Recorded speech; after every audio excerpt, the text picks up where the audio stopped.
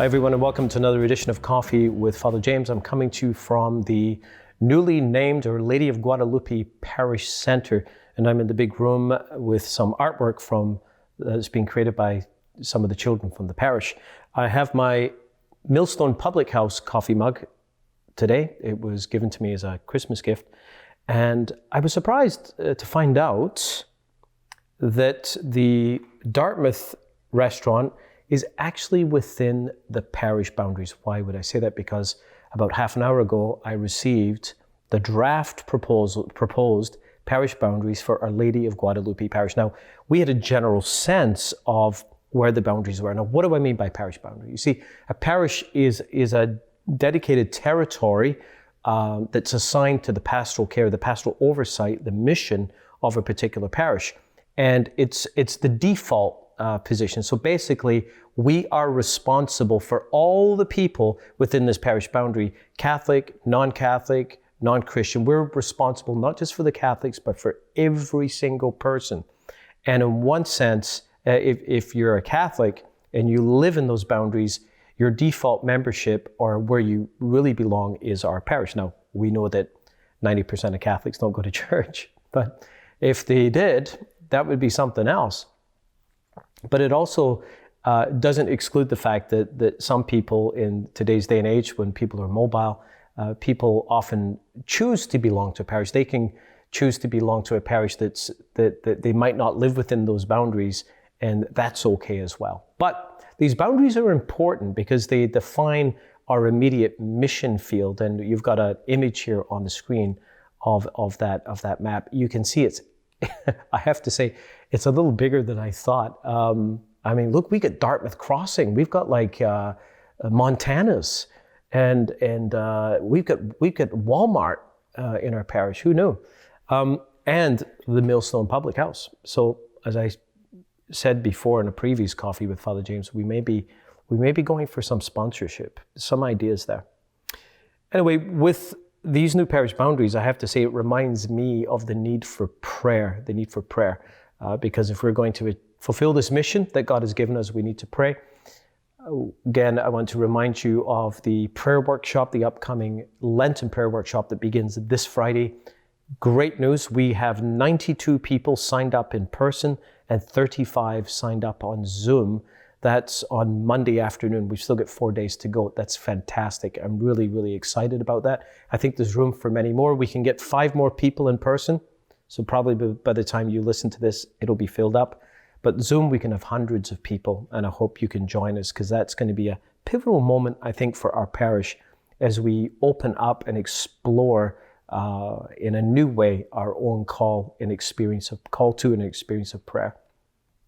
Speaking of prayer, since Ash Wednesday, we've started some prayer initiatives. So this Wednesday at noon, and every Wednesday of Lent, there will be Stations of the Cross at the St. Peter's site at noon, with the church open afterwards, all afternoon, for personal prayer. And also Friday, immediately following Mass, we have the Rosary, a communal Rosary as well. And of course, Mass attendance continues as normal, Mondays, Wednesdays, and Fridays at the St. Peter's location, and Tuesday and Thursday at the St. Anthony's location. Now, I said prayer is one of the things that we will need to carry out our mission. The other thing we will need is our resources, financial resources, which reminds me, the tax receipts are ready to be picked up. The letters have been printed and signed. The tax receipts have been signed, and we're trying to save a few bucks on postage. So if you're able to, please drop by the parish office during the week, pick up your tax receipts. If you want to get us to specifically put yours aside for the weekend, we can do that for you. What we want to avoid is cluttering up the foyer and having people bunching up, because we've got to observe social distancing. So it is preferable that you drop by the parish office to pick them up. Speaking about giving, the Archdiocese is having a special collection in 2 weeks' time for formation, and the Archdiocese will be mailing an envelope directly to our registered parishioners. So you should be getting that in the mail. And the Archbishop has asked us pastors to give some encouragement for that. It's a collection that goes to support the formation of priests, formation of deacons, and scholarships for lay people who are studying theology. So please keep your eyes open for that collection. You can return that directly, marked as an Our Lady of Guadalupe parishioner, or just drop it off at the weekend at church here. Speaking of the weekend at church, we had 85% full church this weekend. Our first 3 masses, Saturday, 2 Sunday morning masses, were between 90 and 99% full.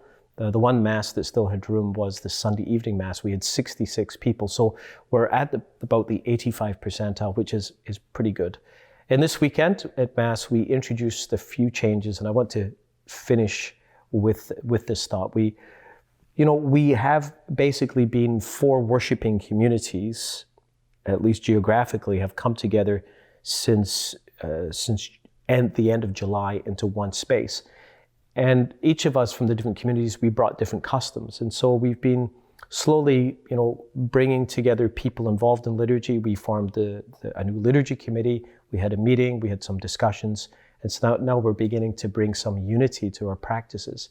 And so this weekend, the first Sunday of Lent, we announced a few changes. The first thing is that we are using bells. Now, at Immaculate Conception, St. Paul's and St. Anthony's, they always used bells. That was very familiar to the parishioners there. At the St. Peter's location, I don't think bells have been used here in probably 50 years, so it's not familiar, but we are going to do that. I find it helpful, especially because there's been some confusion about when to actually kneel during the Eucharistic prayer. We do it during what is called the epiclesis, when we call down the Holy Spirit upon the bread and wine. That's a point where we pause and we invite people to kneel at that point.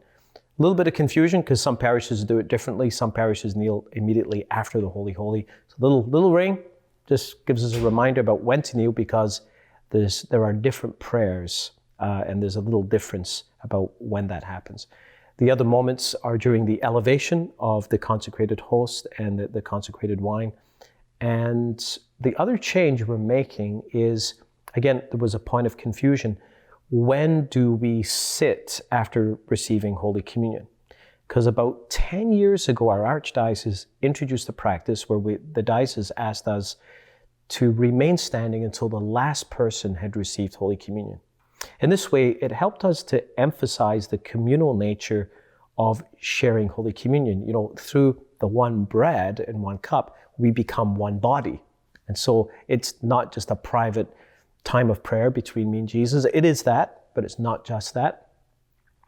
But there was also some confusion about, should we remain standing until the Blessed Sacrament is returned to the tabernacle? And over the last couple of months, I've seen people waver or be uncertain or do both.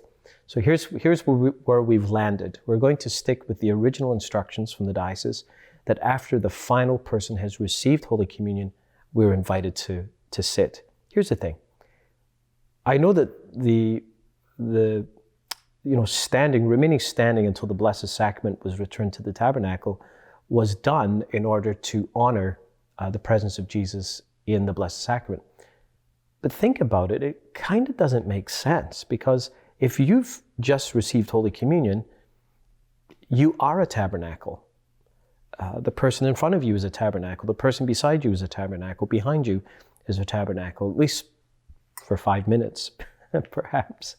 And so I don't think that we need to give that honor to the Blessed Sacrament being returned to the tabernacle, because we are tabernacles. And so once the last person has received, you feel free to sit or to kneel or to assume any posture you want that helps you to pray. So there's a lot of things, and I hope that you are keeping warm in these cold days. And, I know the groundhog did see his shadow, but I'm counting those weeks, and as far as I can tell, 4 more weeks of winter to go. So stay warm and to keep your coffee cups filled. God bless you.